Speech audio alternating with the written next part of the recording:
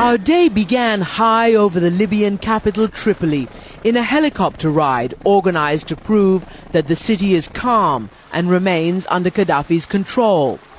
Even though opponents are closing in, having seized nearby towns as well as most of eastern Libya.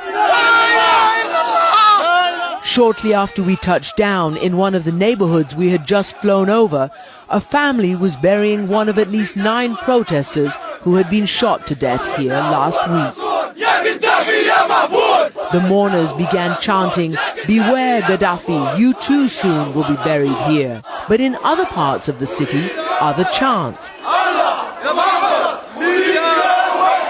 These people were shouting for Gaddafi as they were waiting in long lines around the banks for a handout from their leader, about $450 or 1 month's salary. Meantime, Colonel Gaddafi himself had yet to give an interview when we were suddenly called to meet him this evening. He drove up to this restaurant on the Mediterranean coast wearing his trademark flowing robes and gold-rimmed aviator sunglasses, looking every inch the larger-than-life character that he has carefully honed over 41 years in power. How are you? It's good to meet you. I'm Christiane Amanpour, ABC.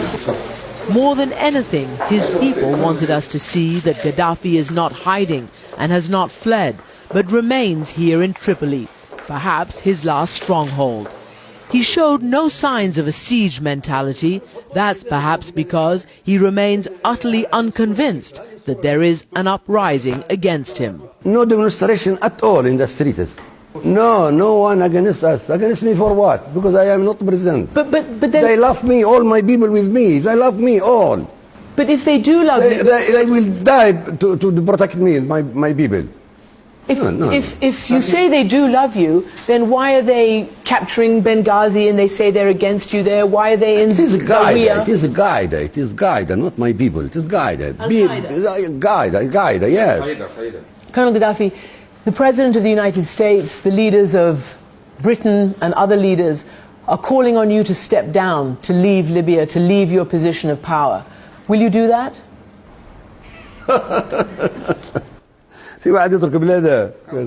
Who would leave his homeland? Why do I leave my homeland? Why do I leave Libya? They say that they've done it because you have ordered force against your people, shooting of protesters. This is lying, 100%. They say that you ordered air attacks against people, against civilians, and helicopter gunships. Your own pilots, Air Force pilots, at least 2, have defected, saying that they did not want to carry out orders against the people. Did you give such orders?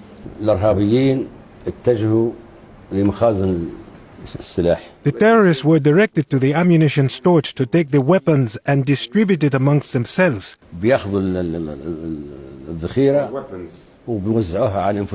So the orders were given to strike these places with planes, so the weapons don't get in the hands of the terrorists. The international community is concerned about stockpiles of mustard gas or other kind of chemical weapons. Would you ever use those?